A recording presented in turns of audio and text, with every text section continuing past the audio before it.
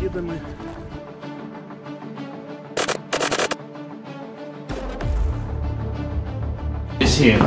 Welcome.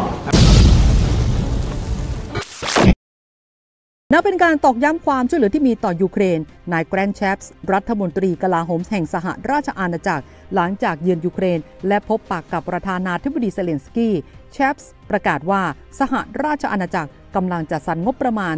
325ล้านปอนด์เพื่อจัดหาโดรนมากกว่า10,000 ลำให้กับยูเครนซึ่งเพิ่มขึ้นจากเดิมที่เคยประกาศไว้เมื่อคราวที่นายกรัฐมนตรีริชิ ซูแนกเยือนยูเครนถึง125ล้านปอนด์ครั้งนั้นซูแนกประกาศสนับสนุนโดรนให้กับยูเครนที่200ล้านปอนด์และสำหรับเงินดังกล่าวนี้สหราชอาณาจักรจะส่งมอบให้กับยูเครนตลอดทั้งปี 2024 ด้านเซเลนสกี้กล่าวว่าตนกำลังเพิ่มความมุ่งมั่นของเราในการติดอาวุธให้กับยูเครนด้วยโดรนรุ่นใหม่ที่ล้ำสมัยที่มาจากอุตสาหกรรมการป้องกันประเทศชั้นนำของโลกอย่างสหราชอาณาจักรโดยตรงเป้าหมายหลักของยูเครนคือการเสริมการป้องกันทางอากาศและความสามารถระยะไกลของยูเครนเช่นเดียวกับการตอบสนองต่อความต้องการเร่งด่วนอื่นๆทั้งเรื่องอาวุธและกระสุนปืนรวมถึงการพัฒนาการผลิตอาวุธร่วมกันด้วยสำหรับสหราชอาณาจักรนั้นได้ให้การสนับสนุนทางทหารแก่ยูเครนมากกว่า 7,000 ล้านปอนด์นับตั้งแต่รัสเซียบุกโจมตียูเครนเมื่อเดือนกุมภาพันธ์ปี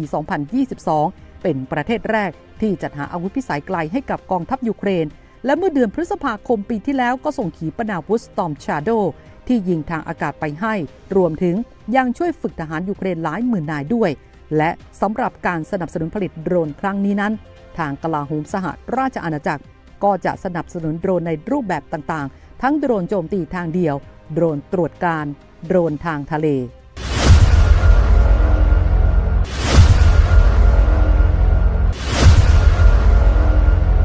ส่วนทางด้านวลาดิสลาฟ โคซิเนียคามิสรัฐมนตรีกลาโหมโปแลนด์ถูกถามเกี่ยวกับความเป็นไปได้ที่นาโต้อาจประจำการทหารยูเครนระหว่างให้สัมภาษณ์กับสถานีโทรทัศน์ทีวีเอ็น24เมื่อวันพฤหัสบดีซึ่งเรื่องนี้แม้เขาหลีกเลี่ยงพูดพาดพิงถึงพันธมิตรทหารที่นำโดยสหรัฐในภาพรวมแต่ย้ำว่ากองทัพโปแลนด์จะไม่เข้าไปอยู่ในยูเครนแต่เราจะช่วยเราจะเดินหน้าสนับสนุนจากกำลังทำการบริจาคยุทโธปกรณ์เพิ่มเติมในจำนวนที่มากมายนอกจากนี้แล้ววอร์ซอยังสนับสนุนและมีส่วนร่วมในโครงการร่วมต่างๆทั้งหมดของนาโต้เช่นข่าวกรองและฝึกฝนกองกำลังยูเครนรัฐมนตรีกลาโหมโปแลนด์ยังได้ให้คำจำกัดความด้วยว่าโปแลนด์ในฐานะผู้นำร่วมเคียงข้างเยอรมันของพันธมิตรที่จัดหารถทางด้านยานยนต์หุ้มเกราะอื่นๆป้อนแก่เคียฟรัฐมนตรีกลาโหมโปแลนด์กล่าวด้วยว่าการอดทนสนับสนุนยูเครนจะเป็นประโยชน์กับโปแลนด์และวอร์ซอถือว่าเป็นการลงทุนอย่างหนึ่งทุกโครงการริเริ่มเหล่านี้ล้วนมีเป้าหมายที่ทำให้โปแลนด์มีความปลอดภัยการช่วยเหลือกองทัพยูเครนถือเป็นการลงทุนในด้านความมั่นคงของโปแลนด์สำหรับโปแลนด์เป็นหนึ่งในผู้สนับสนุนยูเครนตัวยงในยามที่เคียฟกำลังสู้รบกับรัสเซียวอร์ซอแข่งขันสนับสนุนความช่วยเหลือด้านการทหารเข้าไปยังประเทศแห่งนี้และเรียกร้องชาติตะวันตกอื่นๆทำตาม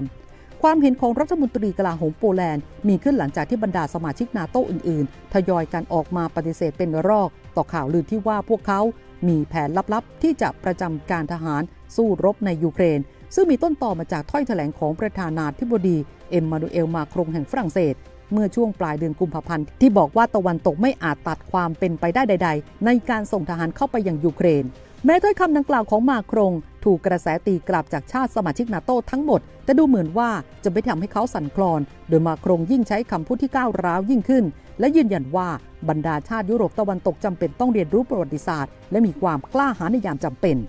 อย่างไรก็ตามบอริส พริสโตริอุสรัฐมนตรีกลาโหมเยอรมันกล่าวว่าการพูดคุยเกี่ยวกับการส่งทหารราบนาโต้เข้าไปยังยูเครนจำเป็นต้องยุติลงได้แล้วเพราะว่าไม่มีใครต้องการให้มันเกิดขึ้นอย่างแท้จริงไม่มีใครต้องการเห็นทหารราบในสมรภูมิยูเครนพริสโตริอุสยังบอกด้วยว่าควรยุติการถกเถียงในประเด็นนี้ได้แล้วเรื่องนี้ต้องยุติลงเวลานี้ไม่มีใครสนับสนุนประจำการทหารในภาคสนามนอกจากนี้พริสโตริอุสโต้แย้งว่าสิ่งที่ตะวันตกจำเป็นต้องทำมากกว่าก็คือยกระดับการส่งมอบกระสุนและยุทโธปกรณ์แก่กองทัพยูเครน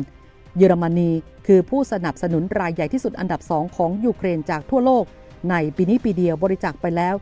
7,500 ล้านยูโรและเบอร์ลินส่งมอบระบบป้องกันภัยทางอากาศปืนใหญ่และทุกๆอย่างตามที่ยูเครนต้องการ ทั้งนี้กรณีที่เยอรมันตัดสินใจไม่ส่งขีปนาวุธพิสัยไกลทอรัสให้แก่ยูเครนนั้นพิสโตริอุสอ้างว่าความเคลื่อนไหวดังกล่าวจะเป็นก้าวย่างที่เลยเถิดเกินไปเบอร์ลินเน้นย้ำมาตลอดว่าขีปนาวุธพิสัยไกลไม่ใช่ตัวตัดสินสงครามและบอกด้วยว่าโอลาฟชอลนายกรัฐมนตรีเยอรมันเคยกล่าวไว้ว่านี่คือเส้นตายหนึ่งที่เราจะไม่มีวันข้ามและมันจะทำให้เรากลายเป็นผู้มีส่วนร่วมเป็นส่วนหนึ่งของสงครามมาร่วมสนับสนุนท็อปนิวส์นำเสนอความจริงได้แล้ววันนี้เพียงกดปุ่ม Super Thanks แล้วเลือกจำนวนเงินตามที่ต้องการได้เลยครับขอบคุณครับ